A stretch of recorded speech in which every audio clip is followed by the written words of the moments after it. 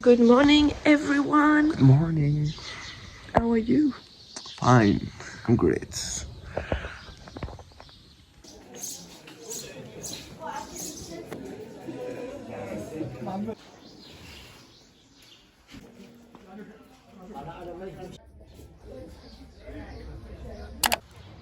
Dans l'après-midi, j'ai rejoint le groupe de Français que j'ai rencontré à l'auberge. Nous sommes allés voir les tanneries de cuir. Les grands bassins colorés sont là où les tanneurs traitent les peaux d'animaux et les couleurs ensuite.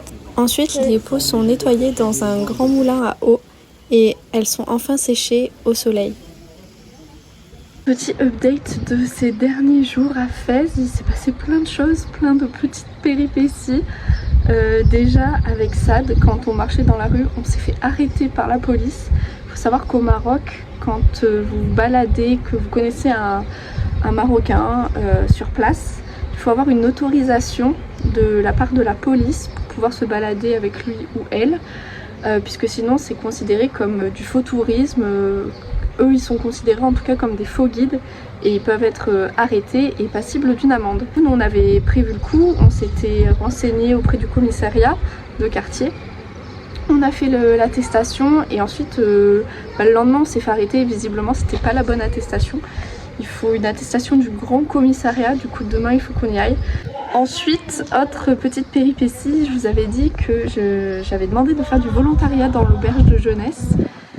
Et en fait, le premier jour s'est très bien passé, j'ai rencontré des Français, j'ai organisé une petite sortie, un petit coucher de soleil pour les jeunes de l'auberge, on a été manger tagine couscous. Mais en fait, avec le gérant, c'est pas du tout bien passé, je me suis pas du tout sentie bien. Et puis ensuite, bon, je vais vous épargner les détails, mais le gérant a essayé de me la mettre à l'envers et du coup, je voulais clairement pas rester dans ce genre de vibration, d'énergie pour mon voyage. Surtout que je suis là pour kiffer, pour tourner un documentaire, donc j'avais pas besoin de ça. C'est vrai que ces derniers jours, ça m'a un peu touchée. Du coup, là, je suis sur le toit de Sad. Et sa famille m'a gentiment hébergée, enfin ils sont trop contents de me voir. Sa maman dit que je suis sa troisième fille, donc c'est vraiment, je suis très heureuse, je suis très reconnaissante. Je suis assez fatiguée, il fait super chaud ici, je mange pas beaucoup, j'essaye un peu de figure out comment je vais faire pour mon documentaire. C'est beaucoup de travail que je n'imaginais pas. Et la gestion aussi des réseaux sociaux, de mon podcast, enfin il y a plein de trucs à gérer en même temps et j'avoue que je me suis lancée dans quelque chose que je m'attendais pas que ça allait être aussi difficile. Bref, ça peut que me faire évoluer, me faire apprendre, mais c'est vrai que pour le moment là je suis un peu en stagnation et du coup je vis un peu au ralenti. Du coup, pour me bouger un peu et nettoyer mes pensées intérieures, j'ai décidé de nettoyer la terrasse.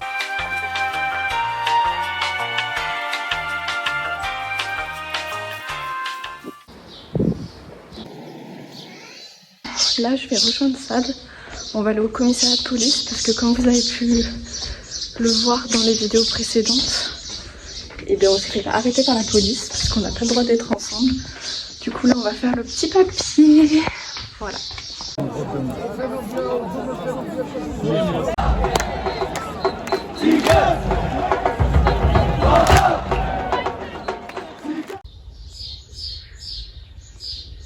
Ce matin, je me réveille avec une envie de m'évader. Du coup, je lis le livre que Rachid m'a offert.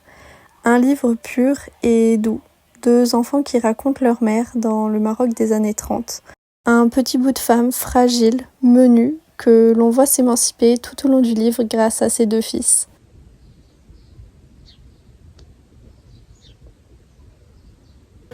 Deuxième cadenas. En France, au Maroc, partout, je slip tout. Ouais, qu'est-ce que tu fais là? Un thé. Un petit thé marocain. Un whisky marocain. Un whisky marocain. Un whisky marocain. Avec le chat qui regarde. Oui, elle est enceinte, elle a des bébés. Il fait chaud, hein? Ouais, je comprends. Hein. Aujourd'hui, il fait quoi? 40 degrés? Je pense, hein. C'est les pain au lait. Ouais. Ça, c'est des croissants. Ça, des petits pains chocolat, je sais pas, les farcis de quoi. Ça, c'est des croissants. C'est le pain au lait. Mais ça, c'est bon. Tu sais pourquoi? Pourquoi? Pour l'os. Ok. Tu sais, ça durait l'os. Ça, c'est des calcium. Ok.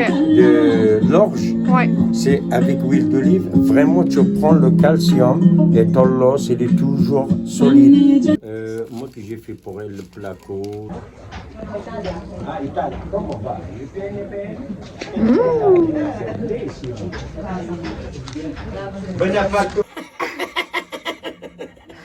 C'est bon pour la santé. C'est super chaud à Fès, il fait au moins 40 degrés. Du coup, c'est vrai que c'est pas évident pour tourner le documentaire sous cette chaleur. Ça prend beaucoup plus de temps que prévu et des fois j'avoue que ça me démotive un peu. Le documentaire avance petit à petit, il faut vraiment que j'arrive aussi à me faire connaître dans la Médina, que les gens aussi comprennent que je suis là pour un petit moment, que je vais avoir ma caméra.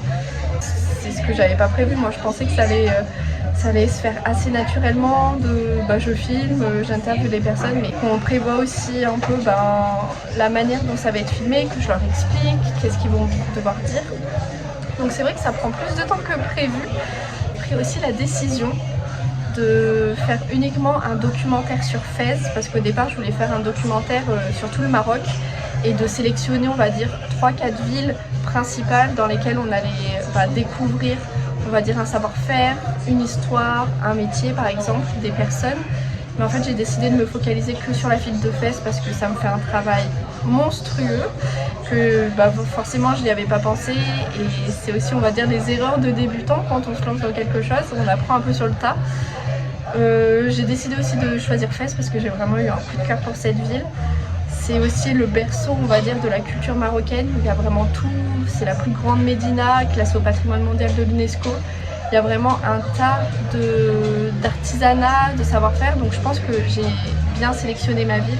Et beaucoup d'ailleurs de personnes que j'ai rencontrées m'ont dit que c'était très bien déjà que je me concentre sur la ville de Fès. Donc je pense que je vais rester finalement 3 semaines, 1 mois à Fès. Vous voyez comme les choses, elles peuvent changer assez vite en voyage. C'est un peu les aléas et aussi saisir la spontanéité.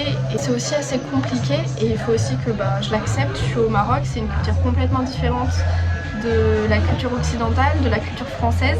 Et des fois ça met un peu à rude épreuve mon sens de l'organisation. Ici du coup je dors dans la famille de Saad, il n'y a pas l'eau courante, j'ai pas ma chambre propre à moi, il n'y a pas de wifi, donc c'est vrai aussi que pour tourner et travailler c'est assez compliqué et je dois aussi m'organiser en fonction. Et c'est surtout aussi que ici la vie elle est prise très chill, on vit au ralenti, on apprécie le moment présent et je vais pas dire le contraire, ça me fait énormément de bien, c'est pour ça aussi que des fois j'ai pas l'habitude de prendre ma caméra.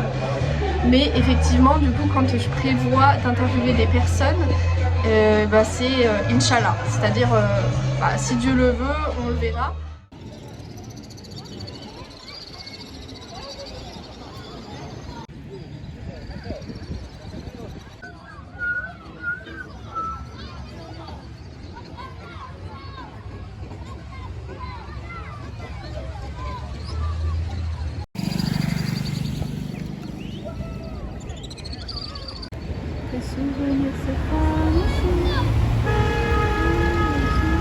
Ces derniers jours ont été assez éprouvants émotionnellement et corporellement avec la chaleur. Du coup, j'avais besoin de me ressourcer un peu seule. Je suis allée me promener dans un jardin juste à côté de la porte Baboujloud en écoutant de la musique. C'est fou, mais ça m'a fait tellement de bien de réécouter mes petites playlists sur Spotify. En vivant ici, j'en oublie presque ma vie en France. Du coup, ça me fait un petit rappel et me permet de m'évader.